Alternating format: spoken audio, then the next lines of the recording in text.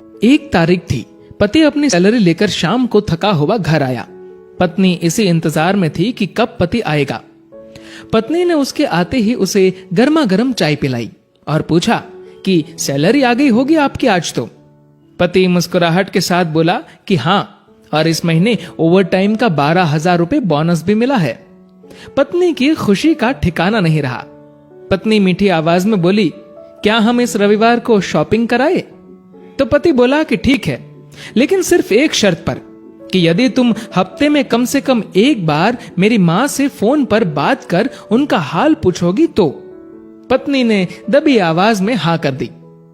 पति सिर्फ ये चाहता था कि उसकी मां और उसकी पत्नी के बीच जो भी अनबन है वह दूर हो जाए। ठीक 2 मिनट बाद पति के मोबाइल पर मां का फोन आया। उधर से मां बोली, कैसे हो बेटा? बेटा बोला, मां मैं ठीक हूं। मां ने सबका हालचाल पूछा तो पत्नी इधर मुंह बनाकर मन में सोच रही थी कि 1 तारीख है, अभी सैलरी आई है, इसलिए फोन करके पैसे मंगवाना चाहती है, लेकिन मैं 1 पैसा भी नहीं देने दूंगी इस बार तो। उधर मां बोली, बेटा थोड़ी मदद चाहिए। तो बेटा बोला, बोलिए मां, क्या हुआ मां? बोली, बेटा इस महीने 5,000 रुपए मिल सकते हैं क्या? पति हर काम अपनी पत्नी से पूछकर ही करता था। उसने ये बात अपनी पत्नी से पूछी तो पत्नी बोली कि बोल दो कि अभी सैलरी नहीं आई है। बेटे ने मां से कहा कि मां अभी सैलरी आने में टाइम है। मां बोली, बेटा कैसे भी करके भिजवा दो प्लीज, हॉस्पिटल में इलाज के लिए चाहिए। पति ने यह बात पत्नी से दोहराई। पत्नी बोली, मां से बोल दो कि सरकारी हॉस्पिटल में इलाज करवा ले।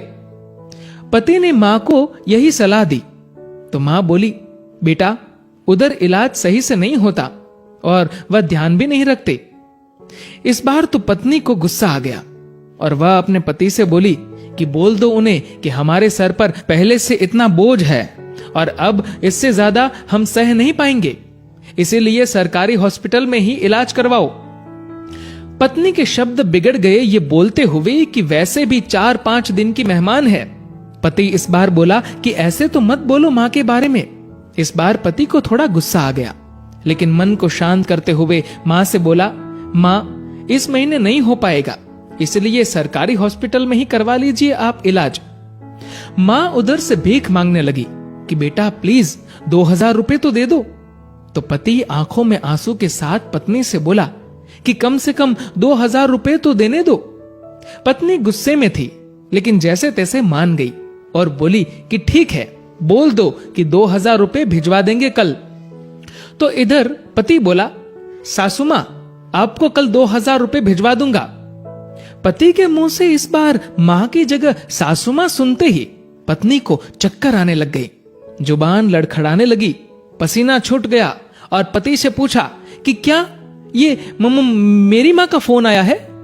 पति बोला, हां तुम्हारी मां का ही फोन है। मैं तो तुम्हारी मां को भी अपनी मां ही समझता हूं, लेकिन तुमने कभी मेरी मां को अपनी मां की तरह समझा ही नहीं। पत्नी इस बार जोर से रो पड़ी और फोन में माफी मांगने लगी कि मुझे माफ कर दो मां, मुझसे बहुत बड़ी गलती हुई है। तो उधर से मां बोली, बेटी यदि सिर्फ एक मां का दिल दुखाया होता तो माफ कर देती, लेकिन तुमने तो आज एक नहीं बल्कि 2 मां का दिल दुखाया है।